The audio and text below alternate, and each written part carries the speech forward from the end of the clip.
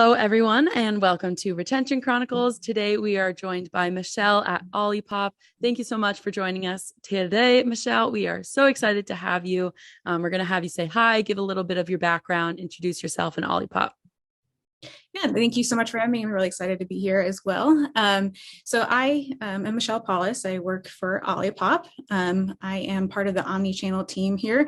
I've worked for Olipop. I started June of 2021, so a little bit over a year. I've started on the team as the email and lifecycle marketing manager, and just kind of transitioned to focus a little bit more on retention as my role has evolved. Prior to Olipop, I worked for another D2C subscription only business. So I had a lot of experience and focus on retention and subscription, which kind of just led naturally into where I'm at Olipop today. Yeah, that's wonderful. Can you walk us through did you have you always been focused on retention, like making that transition more into that field has always been an area of interest for you? My career has kind of been a little bit of a roller coaster evolution. I actually started my career as a graphic designer. And so I worked as a graphic designer for about 10 years or so, and somehow just kind of ended up taking on more marketing responsibilities as my role at my last job evolved, just out of natural interest in learning, and just kind of fell into it and found a love for it, and just kind of naturally evolved a combination of just passion for the industry and creative background, kind of all evolved to where I'm at today. So yeah, makes a lot of sense. Yeah. Like when I think about so far, when I think about Olipop, I think of design, honestly, because of the cans and the website as well too. So before we get into that, maybe I completely missed it, but could you give a little bit more information about Olipop, the company? Sure. So Olipop is a kind of healthy soda business. Actually, we kind of phrase ourselves as a new kind of soda. We're kind of in a transition now of how we're labeling our product. We have been in retail for a while, and D2C business came out of mostly the pandemic. And so really our retail business has been a lot of the focus. And so D2C has played a different role, and we can talk a little bit more about how that has evolved through the process for our brand. And so really just focused on that really fun, nostalgic kind of soda feel. Obviously a health product, but focused, on the fun side of, a healthy product is really a focus for us. Yeah. So I know Mariah, we talked about this. So we knew that we were going to interview you. So we went out and we bought Olipops. I went to the local Whole Foods store to find my Olipop. Mariah, you ordered it online, right? Mm-hmm, correct. So we wanted to see what was the experience like online. Like you shared with me all those emails and stuff. So I'm curious, what did you get again, Mariah? What flavors? I got the sampler pack. So it's like the 12. That's right. Yes. Yeah. So the one I'm drinking right now is the ginger one, the lemon ginger, I believe. Yeah, ginger lemon. Yes, I knew I was gonna mess it up because the can was turned around, but see right here, ginger lemon. Yep. And then it had vintage cola, cherry, is it cherry vanilla? Yep. As well. Yeah, cherry vanilla, strawberry as well. I should have brought out the whole pack. I could have held it up. I thought you were going to drink all of them throughout this. Oh, that would be a lot. 12 cans in an hour. Yeah, it's good for you. Yeah, you're right. Of the sodas to drink, it would be one of the best because it's one of those healthier versions. But where I'm at right now, it is 10 a.m. So 12 sodas at 10 a.m. in an hour. Okay, that so would be a record. It's 9 a.m. I'll take here. The challenge. It's 9 a.m. here. So I drank my coffee like an hour ago, or no, like 30 minutes ago. So then I'll stick to Olipop after this. Quick story. So I have vintage cola. Oh, that's the opposite. And then a classic root beer. So last night, I wanted to save both for today. Last night, I was like, I was craving something that wasn't water. So I went into the fridge. I'm like, okay, I'm just going to take an Olipop now because at least I'll have one in the morning. My wife was next to me, and then she doesn't know anything about Olipop. So I was like, well, this is like the interviewer that we're going on. She's like, can I try some too? I was like, okay, like we'll split it. And I'm curious if this is the second time I've tried Olipop. First time for her. In the first sip, she was like, ugh, like this is not what I expected. And by the end of the vintage, we tried the vintage cola. By the end of it, she wants to go and get a 6-pack. She really liked it.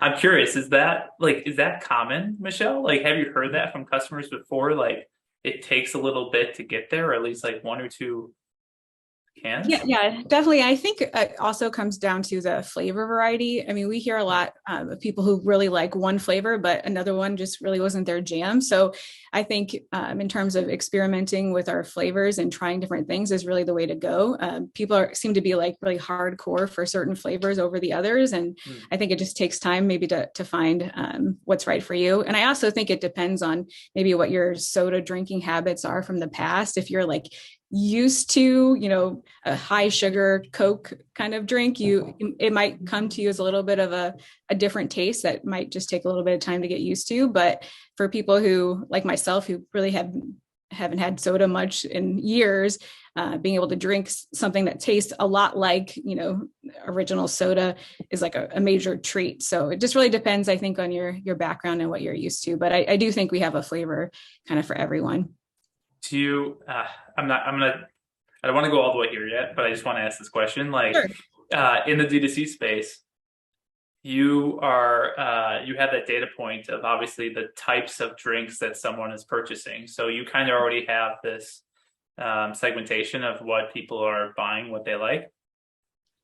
Yeah, definitely. Okay. And it really comes from, most of our purchases are actually the sampler pack or the bestsellers pack that Mariah mentioned. A lot of people buy that first, and then we kind of funnel them through trying different flavors from there. We do see, especially on subscription, people kind of find their flavor and they stick with it. But this year we've had so many new flavors come out. It seems like we're coming out with a new one, feels like almost every month. So there's a lot more to try and experiment with. So it's a journey to kind of try all the different flavors. And people are experimenting a lot with different new things as well. Okay. Mariah, what are you having right now then? Yeah. So the one I'm having right now is the ginger lemon. Yeah. Okay. And I don't drink a ton of soda. So Michelle, I think you're right in that like your perception or your expectation is probably different, right? Because Olipop isn't your traditional soda. And so for me, I really didn't have like, I was like, oh, I think I'd maybe drink anything like carbonated, like a Sprite, like not a ton of, I don't really like root beer or Coke or anything. So for me, I like the ginger lemon route because if I'm having tea, like usually it's ginger and lemon. So it matched well, but I like it. I think that because I didn't really know what to expect. I was like,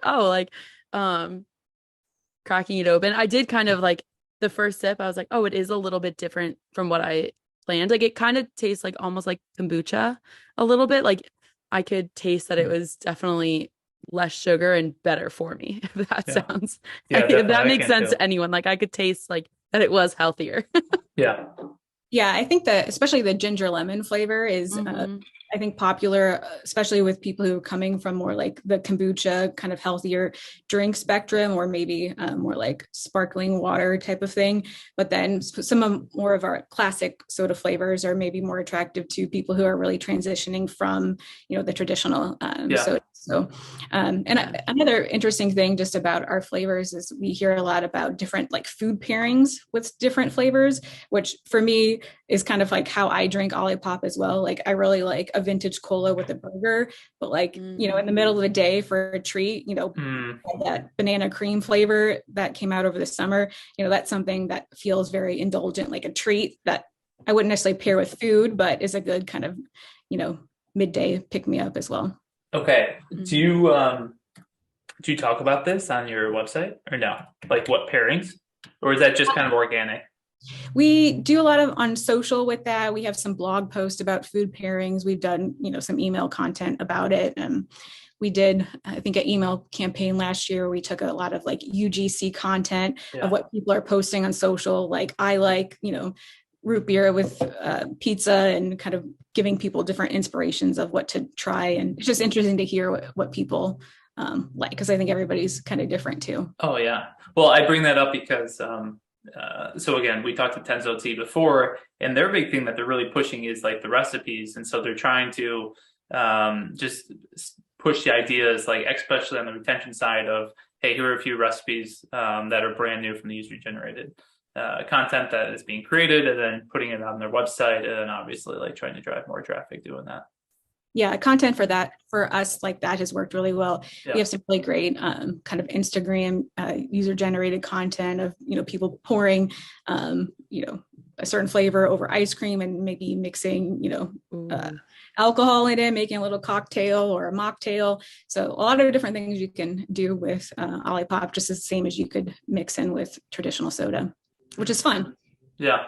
Yeah, that's really fun. I know you just said, Michelle, while we were hopping on this call, that you just launched new flavors. Was it yesterday you said? Yeah, yesterday was the early access launch of our cherry cola flavor, which I'm on this morning. Oh. This was an exciting launch.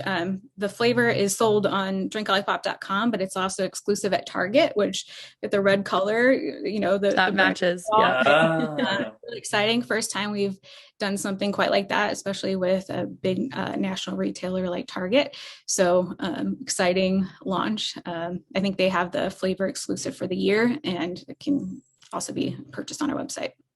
Yeah. So you don't have to answer this if it's like private information or private data, but like you said during the pandemic, that's when you went to D2C, you're like 100%. Is that what it was? Retail side before the pandemic, or did you have a website? I wasn't part of the team at the time, but from what I understand, we were primarily retail, and the launch of our D2C website, I think, was in February of 2020. So like right as the pandemic was starting. So the timing was great. And it just allowed people a different way to purchase at that time when there was, a lot of unknowns about, am I going to be able to get enough groceries? So that really created an initial audience for drinkolipop.com. But ever since then, our retail expansion has just skyrocketed. I think I saw a number yesterday that we're approaching 20,000 doors here very soon. So I think when I started, maybe we were at 5,000, 6,000. I don't remember the exact number, but our retail expansion has grown significantly, which has a lot of impact on our D2C business as well, especially just in the ratio of our business growth. It's definitely growing more in retail than D2C right now, but there's a definite relationship there between in-store purchasing and online. And we can talk a little bit more about that. I got some interesting learnings we've had from let's go for that. Like because I was going to ask you like let's go deeper. And what is that relationship? Like, do you see that it's a first, like almost a first touch at retail? Like, hey, here's how you can get your sample. Yeah, that's really what we're seeing right now. I looked a couple weeks ago and really did a deep dive in our post-purchase survey where we asked, how did you hear about us first? And beginning of the year, retail was towards the bottom of that list of how people had heard about us. They've heard about us more through, paid ads, social, digital stuff. Now in August, it was the number one place people had heard about us. And so that shift, throughout just, the course of this year alone has really changed how people are interacting with Olipop, initially, which I think really, from a D2C perspective might seem like maybe it's a bad thing. We're going to lose some of our D2C business to retail. But I think with the way Olipop approaches kind of our omni-channel approach to things, I think that's actually a really good thing for our D2C business because it allows people to have easy access to try a can, find their flavor that they like with so many that we have available, and then filter in through buying on D2C. So I think I think of retail as kind of like a billboard for our D2C business and really taking that approach to things. And another interesting thing we've learned this year is we've surveyed people who are buying repeatedly on drinkolipop.com. And we asked the question, do you also buy in retail? Like, are you actively buying through us and in retail? And like 58% of people say they're buying in retail and online from us. So we know people are shopping in a various ways, and we kind of, as a brand and a business, are kind of agnostic to where people are purchasing, which is a totally different perspective for me, coming from a strict D2C business, and being an open mind to, our goal is really just to reach as many people as possible and be where people are shopping, however they want to shop, versus trying to force people kind of down certain funnels. Well, that's what I was going to ask you, is like, do you have any campaigns that are, hey, let's focus on getting these retail customers that are already buying us through retail, like getting them to the D2C side? Or it sounds like it's just been organic and like let them choose the path. Yeah, it really has been mostly organic in terms of people coming from retail to our D2C. We're not necessarily, doing anything with our packaging to, at this point, we probably won't, you're kind of to drive to D2C from a retail purchase. We're really kind of relying on that organic trial at retail and then come to our D2C website. And it seems to be working, naturally without ad spend, which is great. Okay, so when you are buying retail, and this is more a question just because I don't know how it works in retail. Do you get any customer information at all from the Targets of the world? I mean, in terms of like individual customer data, no. We can't necessarily tie, a person purchased in Target and then they came to our website and purchased. We don't have that level of data. We just have kind of the larger scale retail data that's available just to see shopper trends as a whole. Okay. But we can't necessarily tie those two things together, which is an interesting challenge in terms of gauging how that is working. Well, it's like, I feel like there's got to be ways around this, Mariah, because maybe I'm just going crazy, but like sometimes when we're shopping retail, so we have connected TV, like streaming TV, Hulu Live TV, and like we'll get an ad from a few of the brands that we purchased from in the last like couple days, and so it's either just like the targeting is great, they already know that we're planning to buy, or they actually know that we bought and they do know that you've bought. There definitely is technology that can track purchases through credit cards and all of that. I mean, kind of nothing is secret anymore in terms of what we're all doing online and even in store. So all that data is there, but we can't necessarily directly connect those data points. I see. I would also think like URL tracking too, because like on social platforms, if you go to like someone's website and then it pops up later on your social feed or vice versa. It's like you check out someone's Instagram and then you're on the Google or online, wherever, and then their little ad pops up. Like, I definitely think there are workarounds, but it's interesting hearing you talk about the experience with retail and D2C, Michelle, because we had we had Proper Good on as a guest in season 1, and they started out in retail, and similar to Olipop, then joined the D2C space, and they have since converted, I believe, 100% to D2C just because of that reason, that they couldn't get the individualized data of who was purchasing with them, and they wanted that experience to be super personalized. And so because of that reason, that I'm sure there has to be technology and ways that retailers could give individual sellers that information. But my hypothesis would be, because they're the retailers, they're the big, name brands, they don't have to, right? Like if you're going up against Target and being like, I want my customer data, they're going to be like, okay, go somewhere else, right? Like they're probably not going to go through all of that for all of their sellers. No, to do that, but I'm sure it's possible, right? Like we've discussed waves, so we've seen it.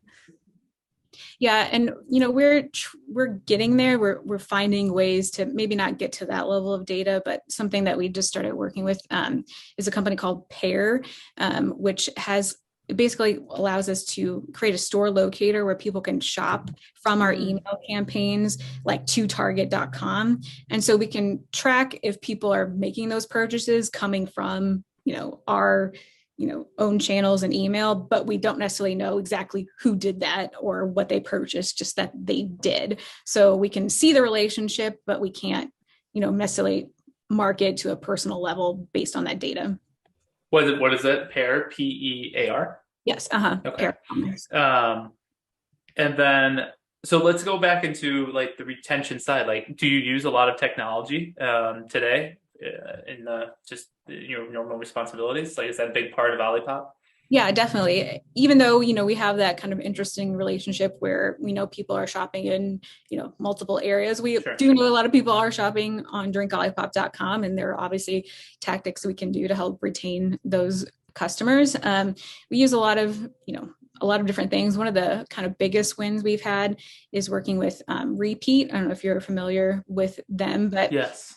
We use a lot of personalized shopping carts within our email campaigns. And I know maybe we'll get into a little bit more about email content and how we craft that. But a lot of our strategy is like making that repeat purchase easy for a customer through our regular content, engaging content, leading to conversion. We do a lot of that. And then we also last month started using Repeat's kind of trigger through Klaviyo, which really times our repeat nurturing sequences based on their algorithm, whereas before we were using kind of Klaviyo's predicted reorder date. So we rebuilt all of our campaigns based on that, and the initial data is like we've increased our purchase rate on those flows by 245%. It was kind of crazy. Oh wow. A change. So walk me through this a little bit, because it's a what you're deciding on is that you have a rebuy flow of like how to, you think that they're done with their first purchase and to get them to purchase again, and the trigger is all based on like when does that start, and it's an estimation, and you're saying that Klaviyo had their own estimation, but the tool that you're using, Repeat, has like, you're trying this and it's actually been really good so far. Yeah, it's just performing, I think, a mix of the timing of it. And then we did a lot of work just in terms of really segmenting out the reminder and the content for that repeat purchase based on how many purchases you made in the past, what you've purchased before.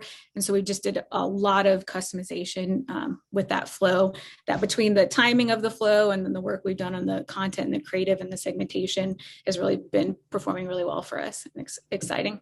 Only email so far, right? Yeah, Repeat does have a trigger through SMS, but it's a little bit harder to do a lot of the personalization that we've been able to do through email. So we have both running. What type of personalization do you do?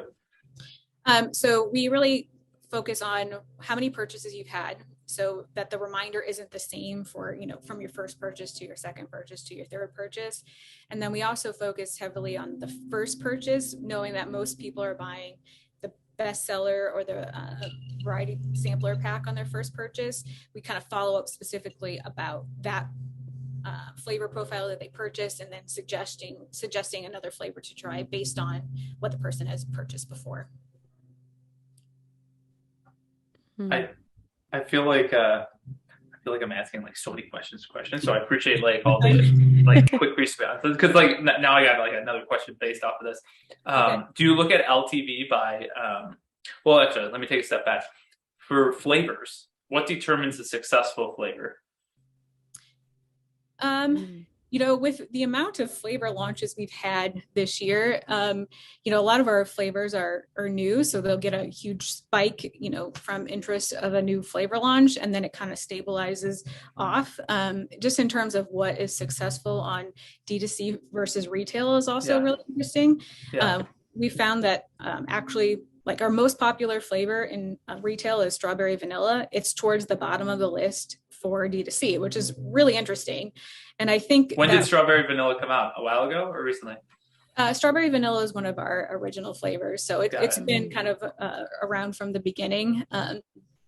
But I think that comes down to like retail availability. So strawberry vanilla is, available in a lot of retailers, but maybe some of our other flavors aren't. And so that's why they're more popular on D2C than in retail. So we're really looking at, distribution of flavors in terms of availability in the market, and really kind of honing in on what people are looking for that they can only get through our D2C website. So kind of what, successful about a flavor really determines, is really based on, how people can access it, which is interesting. Is there any, like the more flavors that someone were to try, do you think, like, would your hypothesis be that they would be a longer time customer if they're trying a lot more of your flavors? Or is it the opposite? Is it like one flavor that's what they're sticking to and they stay a customer for a very long time? Yeah, I mean, we definitely see like our vintage cola subscription customers, that's like our number one subscription product. People like that flavor. That's what they're used to. They stick to that. But now that we have so many new flavors coming out, adding the variety kind of helps keep things fresh. And I really think it comes down to the individual, and especially when it comes to our subscription program. One thing that we've launched this year in relation to our new flavor launches is the ability for our subscription customers to add a case of the new flavor launch to their subscription without having to purchase outside of their subscription at their subscription discounted price.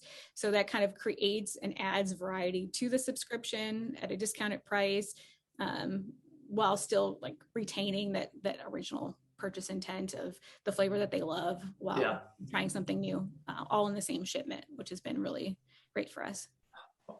Yeah. Do you guys have for those new flavor launches, is there like a cadence internally that like, okay, we're releasing a new flavor each month or each quarter or something, so that, customers can kind of expect when I'm checking out for my subscription or whatever, like, oh, I can add this new flavor? Or is it just kind of like a surprise? Is there any messaging around that? We don't necessarily say in advance, like when we're coming out with the flavor, maybe like a few days before, but this year has really been a cadence where we just kind of had that much innovation in the year that I think people are kind of starting to expect that from us, just because that has been what has happened this year. It wasn't necessarily super strategic in terms of we're going to come out with a new flavor each month, get ready for it. It was more just kind of organic as it evolved. And obviously we had the flavors planned, but we didn't necessarily like lay out the landscape at the time. Yeah. I feel like, so you said it's not strategic? It comes off as strategic. Not saying that, I'm saying that as a marketer, probably not as a consumer. Yeah, I mean, we do definitely, try to space them out, not to have, two flavors back to back right away. And so there is a cadence to it, just to kind of spread it out throughout the year, but it's not necessarily like, we've planned it exactly 4 weeks or 6 weeks or 8 weeks. It's kind of, actually, it's a lot in relation to when the flavor is going to come out in retail. So, we've had a couple launches this year where the flavor, people are finding it in retail before we've really announced it on D2C, which has been interesting and kind of create some hype behind that. But we don't necessarily completely have control of 100% when it's going to hit shelves. So there's a lot of interesting dynamic between the retail timing and the D2C timing that we've learned a lot from this year. I feel like, all right, question for Mariah. I've had this aha moment listening to Michelle, which is the amount of flavors, right? Like there's so many, like the difference I see is that you have to compare Olipop to something. And so for me, obviously, I'm comparing it to normal Coke and Pepsi, root beer, like normal root beer. And when I do that, I'm putting the normal Coca-Cola like to the side and saying, this is like old. It's been around for a long time. Olipop, this is new. And then I'm looking at it from the sense of the flavors. I think it takes, my guess is it takes a long time for a company like Coca-Cola to come out with a new product. There's huge amount of resources needed and the logistics behind it. But like Olipop's like, hey, here's new flavor, here's new flavor. And it makes me think of TikTok, I'll be honest. and your generation, Mariah, because it's like, give me something new, give me something new, give me something new, or at least give me the appearance that things are evolving and changing fast. Yeah. And again, Michelle, you said it's not strategic, but like it comes across like that, saying like, hey, we can move really fast because people's tastes move very fast now. And it just seems that it's not just being healthy for you. It's just like how the brand is. It's just different, and it's the opposite of what the old is. Yeah. I think a lot of it is that is what's very, like, I don't want to say trending right now, but it is trending, of like, how fast can you be shown something new?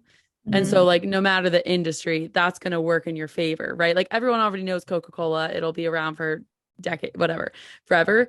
But this is okay. So Michelle, a little bit of background. We were talking about Instagram and TikTok, of like Coca-Cola, they're always going to be known for that. And so even if they have like little branch like products or something that's different, they're going to be like, oh, what? Well, it's Coca-Cola. If I'm going to get a Coca-Cola product, I'm just going to get Coke, right? Or like they have like all their different like Coke Zero and everything like that.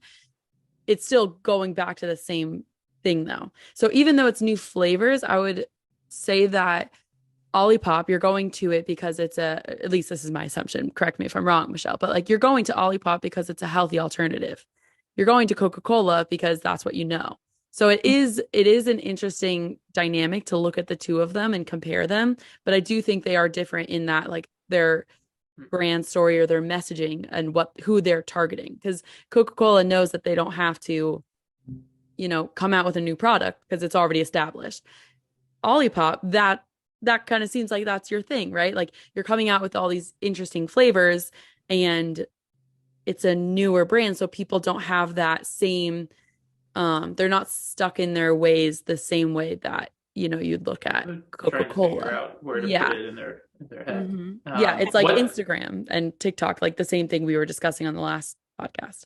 Well, your point was like the TikTok video, Instagram photos, and if Instagram is trying to move more into video, it's like that's hard to do because it's already photos in our brain. That's kind of the comparison you're making. Yeah, and Coca-Cola has like they have, I don't even know them off the top of my head, but I know they have like cherry one, right? Like they do have different flavors, but they're never going to be as popular as the original because that's what everyone knows and loves. Whereas Olipop, you can look at you're presented with a bunch of different flavors immediately.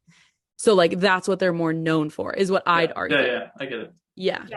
That makes sense. And I think also for this year for Olipop, it's like we're really building out our core portfolio of flavors. Like we have had limited edition flavors like the banana cream that we did in partnership with Universal and the Minions. Like that was a novelty flavor that was limited edition for a limited time. That's like the new kind of exciting thing.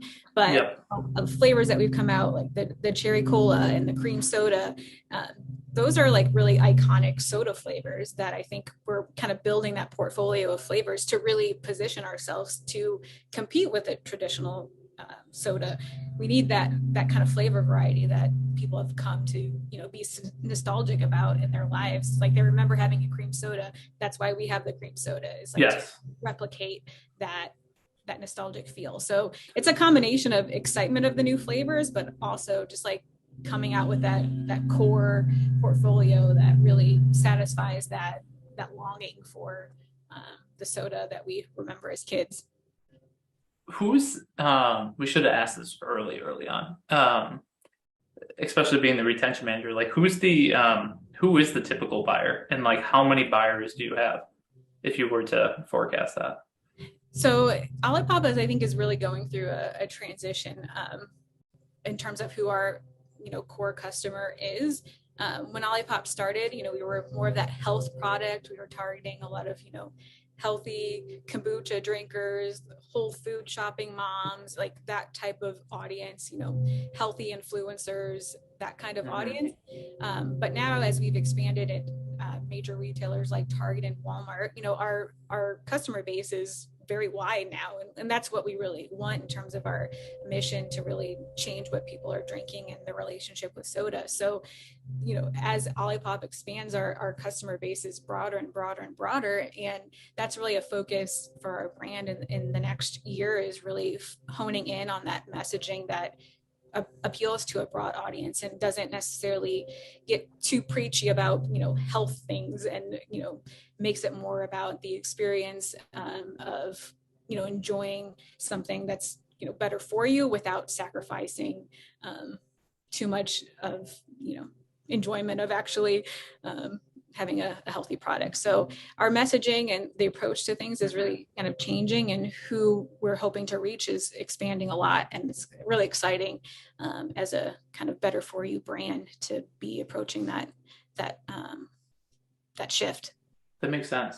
I mean, obviously this is, I'm sure that the whole company is thinking about it, but for a can right now, it was $3.99, I believe, or $2.99. Shoot, I think it was $3.99. I don't know. I think it depends on the retail that you're buying from, but I think our standard price is maybe $2.99. A lot of times you can buy it on sale for $2.49. It depends. It's on sale sometimes. And do you think you can reach that mass audience with that same price? That is definitely a struggle for us, just in terms of, the ingredients that go into our soda is, very different than a sugar water, basically. And so there's a lot of functional ingredients that really is, creating that cost shift. But our hope is that as we grow and can scale, we can, bring that cost down to reach a broader audience. But I think that's where, a lot of the work that I do in terms of retention marketing and communicating about the function of our product over time is really, that's our opportunity to educate people. Like, why does this soda cost $2.99 when I can get a Coke for 50 cents? I mean, that's the opportunity to explain the difference and why, Olipop is, better for you.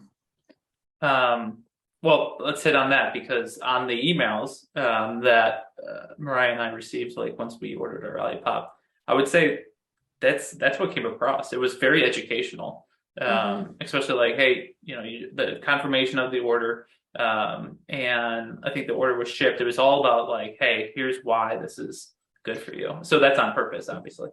Yeah. We really, in the last year, have structured our kind of post-purchase journey based on kind of the first purchase, second purchase, and third purchase in terms of what we really want to communicate and kind of how we trickle that education over time. It's really focused on, like, the first purchase is kind of defining what is a new kind of soda. That's the goal of that post-purchase flow.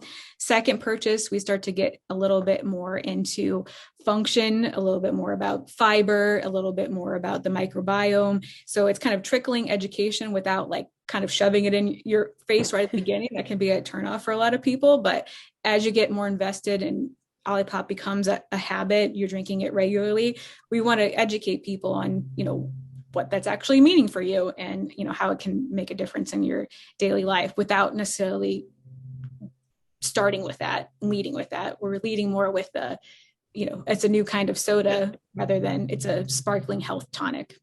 Mm-hmm. Yeah, I really appreciate the education behind it, because I think that's, for me at least, like that's the messaging that I like to hear about, is like, oh, how is this? Like, I remember there was even a little like little health tip, and it was like, oh, like probiotics, right? Like your microbiome, your gut, that, the ingredients that are in Olipop, that is helping your digestive system. And so like, I always appreciated that. And so of course, when I got the order confirmation, it was great to see. And I love the can too, like at the top it says like supports digestive health. There's like sun, of course, where I'm trying to put it in, but like all those little things.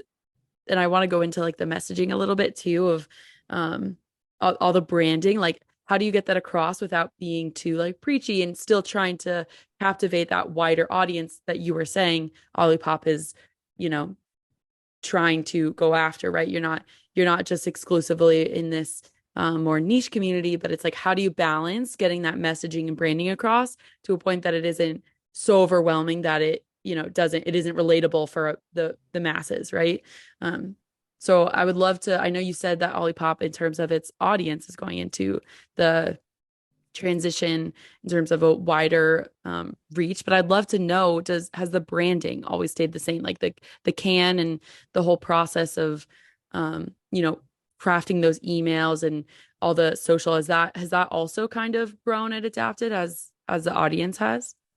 Yeah, just a little bit of like kind of background on Olipop and kind of the evolution of it, the branding. Back in the very beginnings of Olipop, it actually had a completely different look and feel. Like the packaging was totally different. It focused more on like the ingredients of Olipop.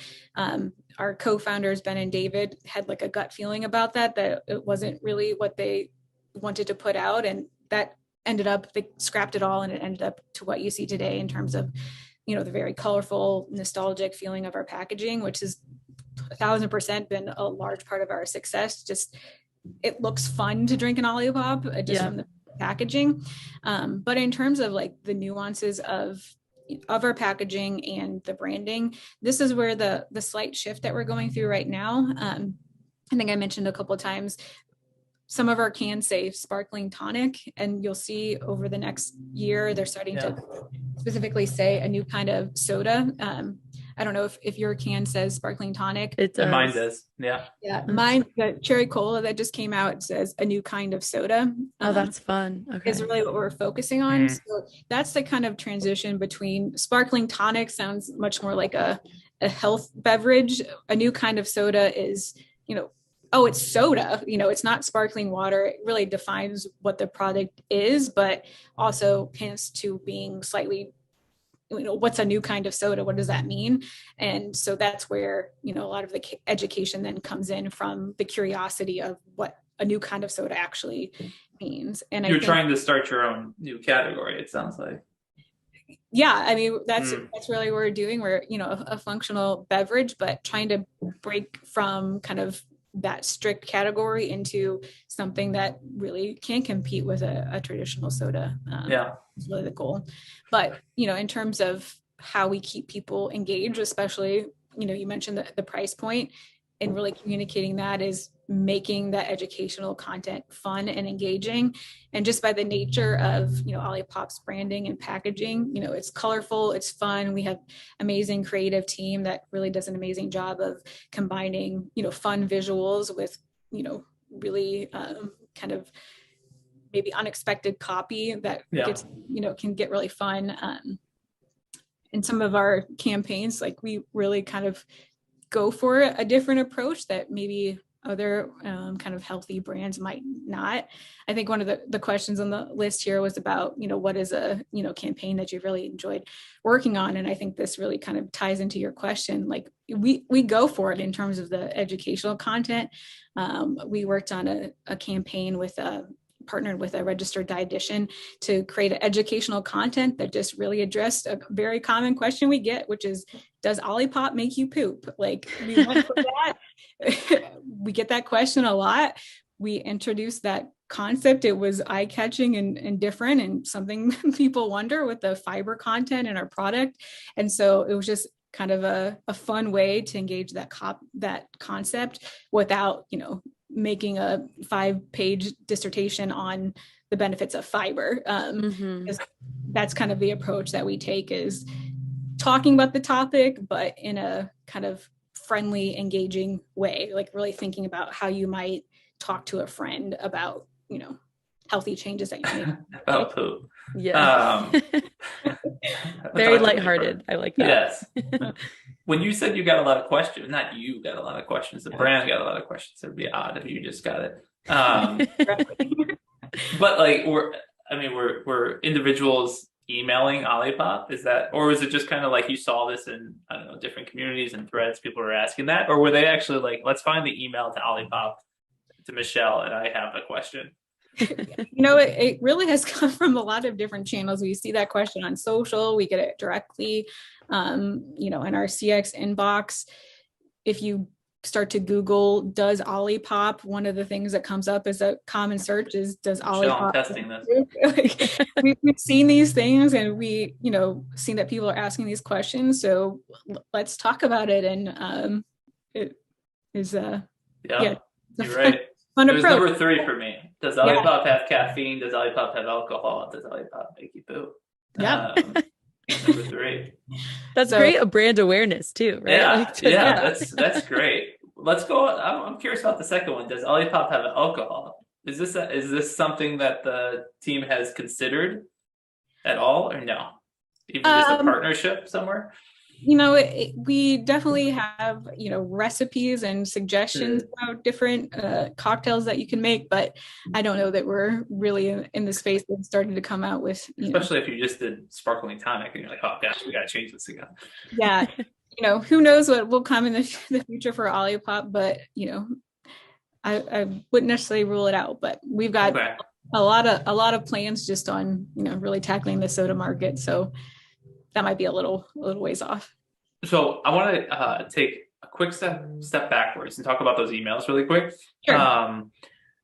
I guess like what I wanted to say is like comment more than a question, but more for our audience, right? Like there's so we work with so many merchants that are like, hey, just send the email that says your order is on the way, and then an email that says your order is at your doorstep, for example, and that's it. But what we try to communicate to our merchants, which sounds like, Michelle, you're already well aware of this, is that there's always this like guilt. There's a little bit of guilt as soon as you click on the buy button, right? It's like, oh, like, did I make the right decision to purchase this product or not?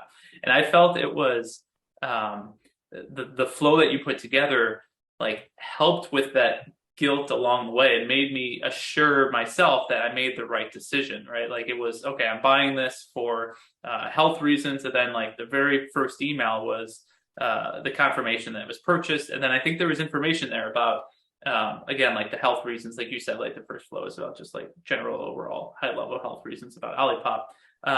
And it was educational, but like, honestly, it just made me feel reassured that I made the right decision. Is that something that you've thought about as well too, or did that also just come organically? Yeah, definitely have thought about that, especially with the price point, and especially with the price point of purchasing on our website.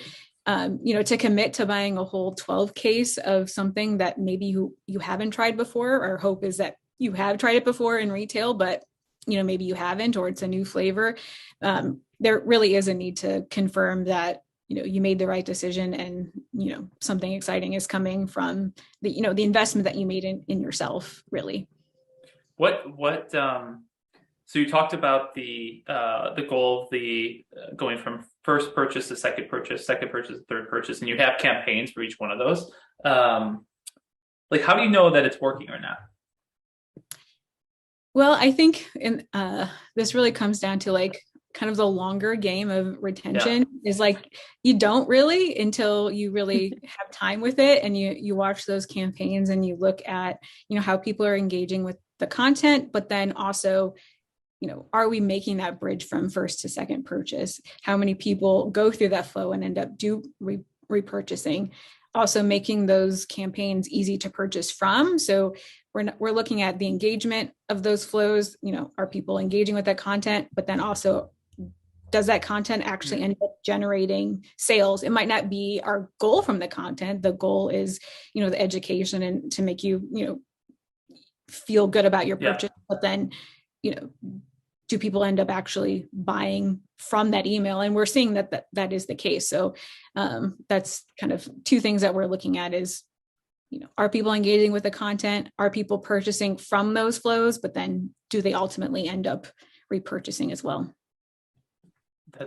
That's what I've heard. And I'm just you're reconfirming that, like, yes, like even though it's an email, like you still will track the engagement of that email. And then if someone is purchasing off of that email.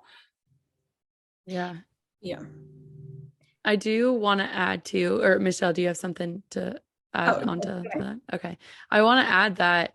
So getting the emails, the pop-up so this is the post-purchase emails, right? When you get, I think it was in the order, your order is on the way, so out for delivery email, and there's a pop-up to refer a friend.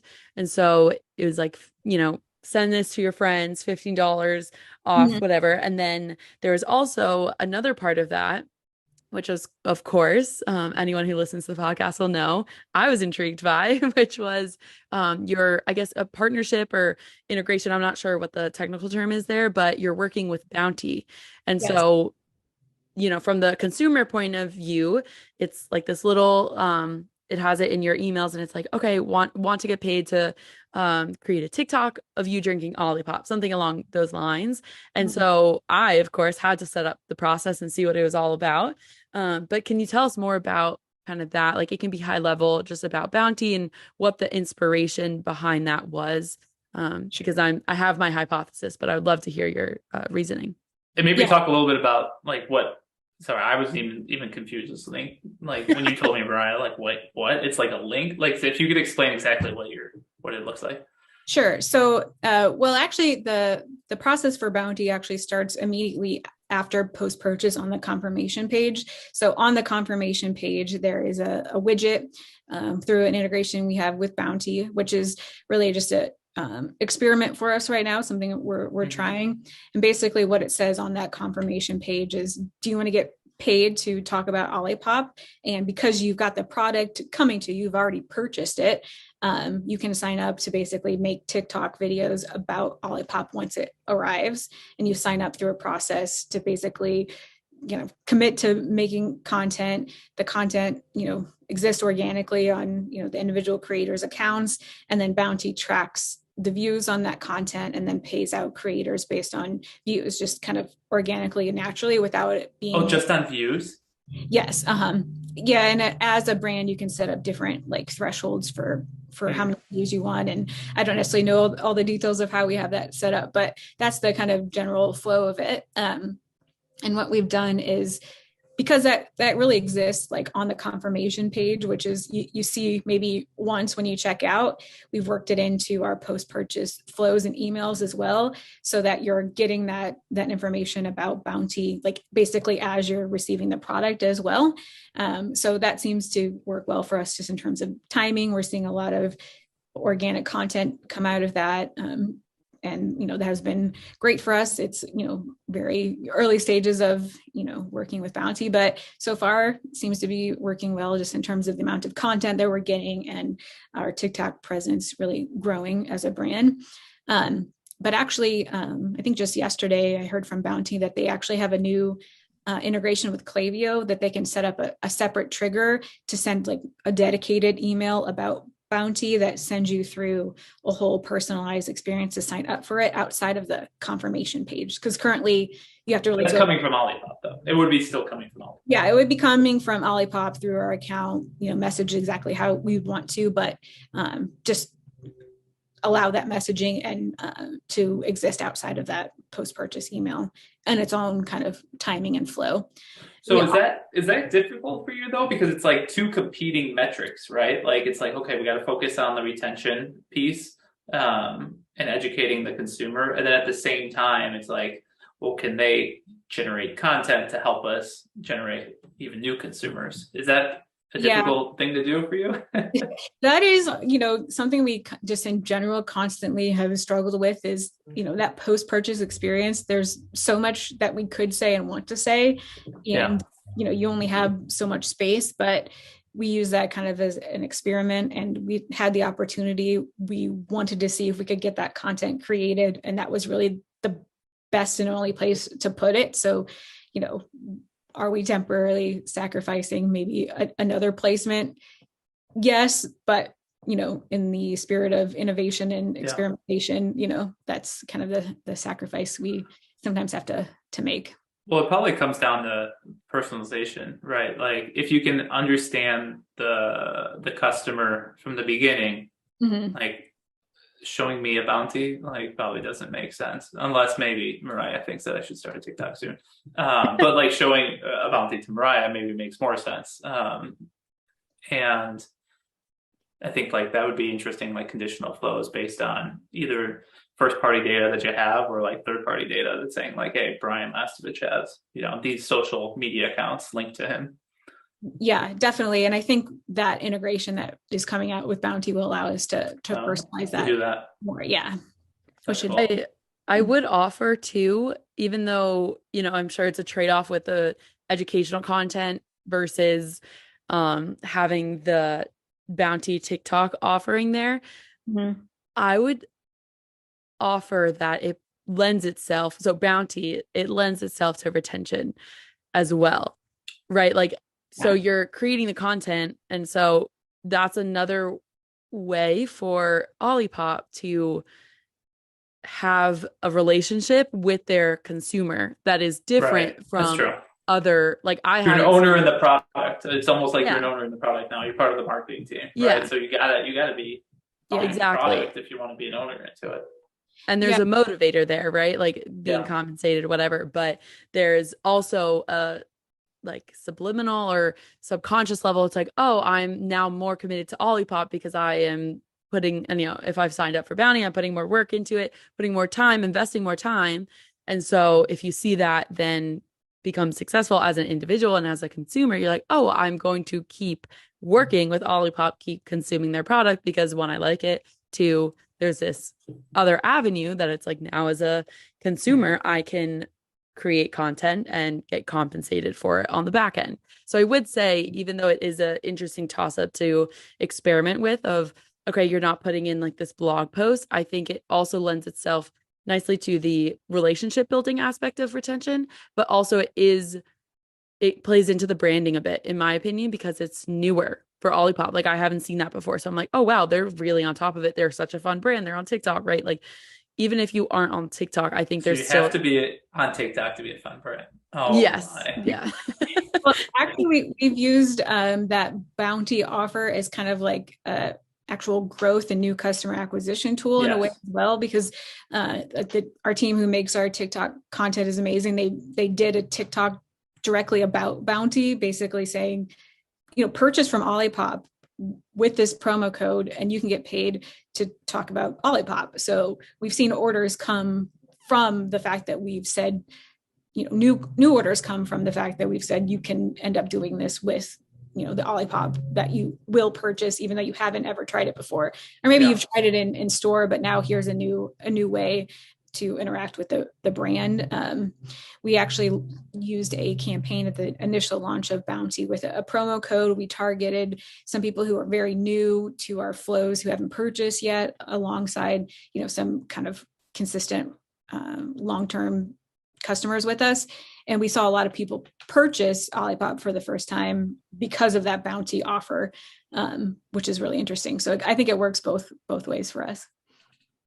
Yeah, I think what we've heard and what I believe now is like a great post-purchase experience, not just improves retention and customer lifetime value and such, but accelerates the upper funnel and new customer growth as well too. And like that's a classic example of what you're sharing with us, Michelle. Yeah, 100%. Yeah. Well, this has been so much fun. I know I just looked at the time and I realized. Did you finish all 6 cans?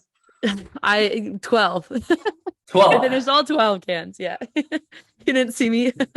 I wouldn't even be able to talk if I was finishing all 12 cans. I feel like you didn't go to the restroom. That's amazing. Yeah, you're right. I know. Wow, superpowers. But Michelle, this has been so fun. One last question that we like to ask our guests is any resource. It can be, in business in general. It can be a book or a podcast or just general advice that you'd give. What would be one thing that you would share with our audience? Yeah, I think this is more just like general advice, and something that I really keep in mind as I'm working is that retention is about like the long term, and it can be really, maybe I'm losing my words. It can be very tempting to kind of compare to maybe some growth strategies that are very exciting, large budgets, exciting campaigns, big splashes, whereas retention is that long-term process.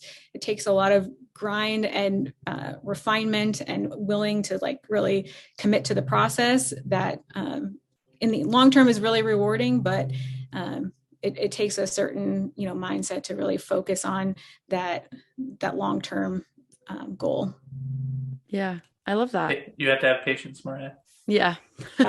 Noted. Could you do this? Yeah.